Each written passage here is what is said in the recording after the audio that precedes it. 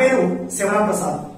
మరి గత వీడియోలో మనం మొదటి పాఠమైనటువంటి తెలుగు తల్లి అనేటువంటి పాఠాన్ని పూర్తి చేసుకోవడం అనేది జరిగింది. మరి ఈ వీడియోలో రెండో పాఠం గురించి తెలుసుకుందామా? మరి ఈ రెండో పాఠాన్ని కనుక చూసుకున్నట్లయితే మనకి రెండో పాఠం మర్యాద చేద్దాం. ఏ పాఠం అండి? మర్యాద చేద్దాం. ఈ మర్యాద చేద్దాం అనేటువంటి పాఠం యొక్క ఇతివృత్తం వచ్చేసరికి మనకి హాస్యము. ఈ మర్యాద చేద్దాం అనేటువంటి పాఠం యొక్క ఇతివృత్తం అనేది హాస్యం అవుతుంది. అలాగే ఈ మర్యాద చేద్దాం అనేటువంటి ఈ ప్రక్రియ వచ్చేసరికి కథ. ఓకేనా? మరి ఈ మర్యాద చేద్దాం అనేటువంటి పాఠాన్ని కనుక చూసుకున్నట్లయితే మనకు ఇక్కడ మర్యాద చేద్దాం అనేటువంటి పాఠంలో పరమానందయ్య గారి గురించి ఇవ్వడం అనేది జరుగుతుంది. మరి ఈ పరమానందయ్య గారు ఎవరు అంటే కనుక మనకి పూర్వం కళింగ అనేటువంటి ఒక రాజ్యం ఉంటుంది. ఆ కళింగ అనేటువంటి రాజ్యంలో మన పరమానందయ్య గారు అనేటువంటి ఒక గురువు గారు అనేవారు ఉండడం అనేది జరుగుతుంది. మరి ఈ పరమానందయ్య గారి దగ్గర శిష్యులు మొత్తం ఎంతమంది అంటే 12 మంది శిష్యులు. మరి ఈ 12 మంది శిష్యులు కూడా వారు చాలా ఒట్టి అమాయకులు. వారి యొక్క వయసు పెరిగింది కానీ బుర్ర పెరగలేదు. మరి వీరు ఎప్పుడు కూడా వాళ్ళు చేసేటువంటి తెంగరి పనులతో కొంచెం కోపం తెప్పిస్తా ఉంటారు, కొంత నవ్వు తెప్పిస్తారు. వాళ్ళ యొక్క చేష్టలు అనేవి నవ్వు చెప్పిస్తాయి కాబట్టి మనకు నవ్వుకుంటాం కాబట్టి హాస్యం అనేటువంటి ఇతివృత్తంగా చెప్పడం అనేది జరుగుతుంది. మరి ఈ పాఠంలో కనుక వెళ్ళినట్లయితే ఒకానొక రోజు పరమానందయ్య గారు వాళ్ళ యొక్క భార్యతో కలిసి గుడి దగ్గరికి వెళ్ళడం అనేది జరుగుతుంది. అప్పుడు అదే సమయంలో పరమానందయ్య గారి యొక్క స్నేహితుడైనటువంటి పేరయ్య అనేటువంటి ఆయన యొక్క కూతురు యొక్క పెళ్లికి ఈ పరమానందయ్య గారిని పిలుద్దాం అనేటువంటి ఉద్దేశంతో వాళ్ళ ఇంటికి రావడం అనేది జరుగుతుంది. అప్పుడు ఈ పేరయ్య గారు ఇంట్లోకి వస్తూనే ఒరే పరమానందం, ఒరే పరమా అంటూ కేక వేస్తూ వస్తా ఉంటాడు. అలా ఆ ఒరే అరే అనేటువంటి మాట వినగానే ఆ పరమానందయ్య గారి యొక్క శిష్యులందరికీ కూడా కోపం వస్తుంది. అలా కోపం వచ్చేసరికి మరి వాళ్ళు ఏమనుకుంటారంటే మా గురువు గారినే ఒరే అరే అంటాడా, వీడి సంతు చూడాలి అని చెప్పేసి ఆ పేరయ్య గారిని ఒక గుంజకి తీసుకుని వచ్చి కట్టివేయడం అనేది జరుగుతుంది. ఆ కట్టివేసిన తర్వాత ఒక ఇద్దరు శిష్యులు వాడిని ఆ పేరయ్య గారిని కొడదామని చెప్పేసి కర్రలు తీసుకొద్దామని చెప్పేసి బయటికి వెళ్ళడం అనేది జరుగుతుంది. అలా బయటికి వెళ్ళినటువంటి సందర్భంలో అప్పుడే మన గుడికి వెళ్ళినటువంటి పరమానందయ్య గారు అలాగే ఆయన యొక్క సతీమణి ఇంటికి రావడం అనేది జరుగుతుంది. అలా ఇంటికి వచ్చి చూడంగానే ఈ పేరయ్య గారిని కట్టివేసి ఉండడం అనేది జరుగుతుంది. అప్పుడు ఈ పేరయ్య గారు ఈ పేరయ్య గారు కట్టివేసి ఉండడం జరగగానే నెక్స్ట్ ఈ పరమానందయ్య గారు ఆయన్ని అలా ఎందుకు కట్టివేశారా, ఆయన నా స్నేహితుడు, మీరు ఆయన్ని వదిలిపెట్టండి అని చెప్పి ఆయన కట్లు అనేది విడదీయడం అనేది జరుగుతుంది. ఆ విడదీసిన తర్వాత ఈ పేరయ్య గారు చెప్తారనమాట, పరమ నువ్వు గనక రావడం ఒక్క నిమిషం లేట్ అయినట్టయితే నన్ను వీళ్ళు కాటికి పంపించేవాడురా, చాలా థ్యాంక్స్ రా అని చెప్పి ఆయన యొక్క కూతురు యొక్క పెళ్లి శుభలేఖను ఈ పరమానందయ్య గారికి ఇవ్వడం అనేది జరుగుతుంది. అలా వెళ్ళిపోయిన తర్వాత ఈ పరమానందయ్య గారు ఆయనే మరి చెప్పడం అనేది జరుగుతుంది అన్నమాట. పిల్లలందరినీ కూడా అరే బాబు నా దగ్గరికి రండిరా, మీరందరూ వచ్చి ఎవరైనా సరే మన ఇంటికి ఎవరొచ్చినా గాని వారిని గౌరవించాలి. అలా వచ్చిన వాళ్ళని అతిథులు అంటారు. మరి అతిథులు అంటే ఏమిటి అంటే కనుక మనం పిలవకుండా మన ఇంటికి వచ్చేవాళ్ళు. సో మీరు అతిథి దేవుళ్ళతో సమానము అతిథి అనేవాడు. మీరు అతిథిని ఎప్పుడూ కూడా గౌరవించాలి అని చెప్పడం అనేది జరుగుతుంది.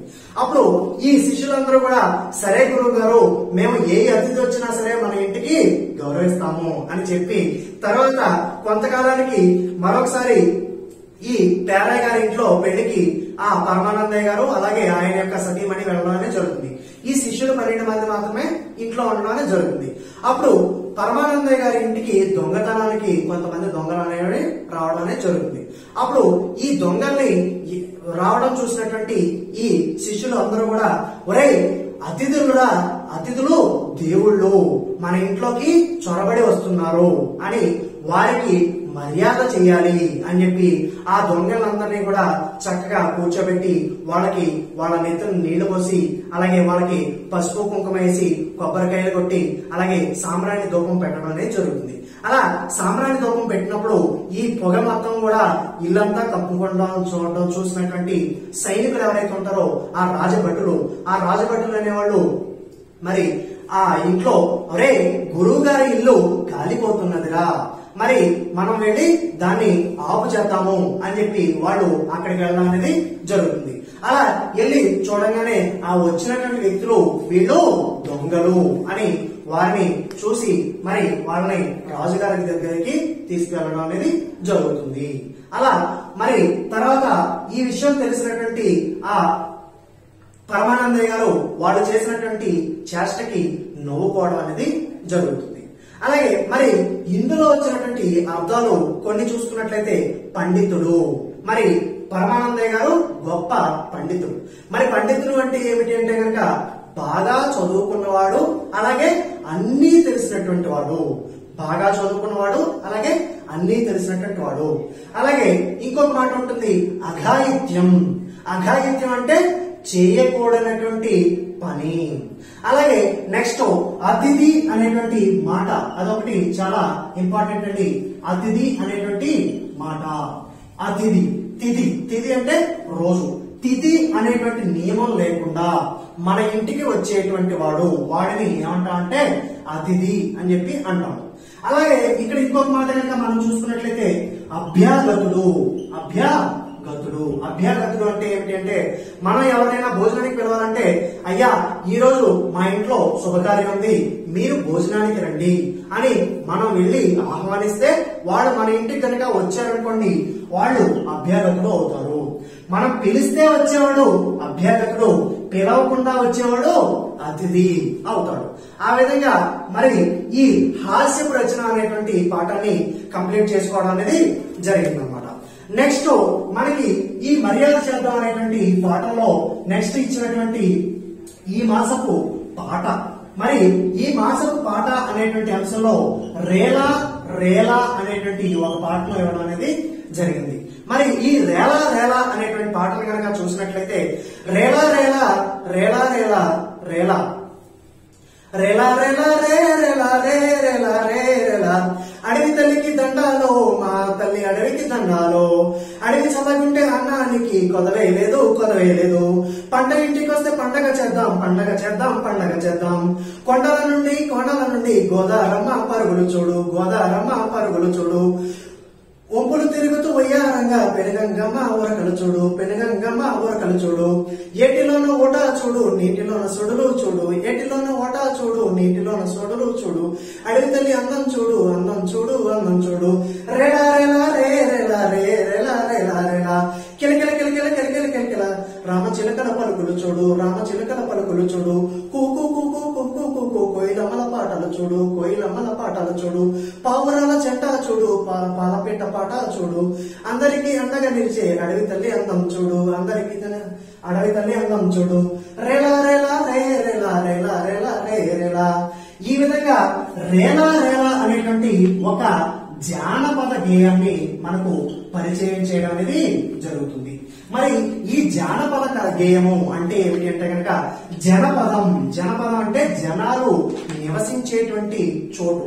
ఈ జనాలు నివసించేటువంటి ప్రాంతంలో పుట్టినటువంటి పాటలు వాళ్ళు పూర్వకాలంలో వాళ్ళు చేసేటువంటి పని నుంచి అలసట నుంచి తప్పించుకోవడం కోసం ఏదో ఒక సంస్కృతి సంప్రదాయానికి సంబంధించినటువంటి కళల్ని పెంపొందించుకోవడం అనేది జరుగుతుంది.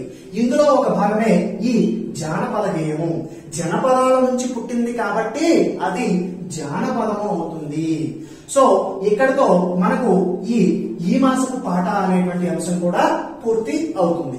అలాగే నెక్స్ట్ మనకి ఈ మాసపు కథ, ఈ కథ అనేటువంటి అంశాన్ని కనుక చూసుకున్నట్లయితే మనకి ఇందులో ఇచ్చినటువంటి కథ జింక అనేటువంటి ఒక చిన్న కథను ఇవ్వడం అనేది జరుగుతుంది.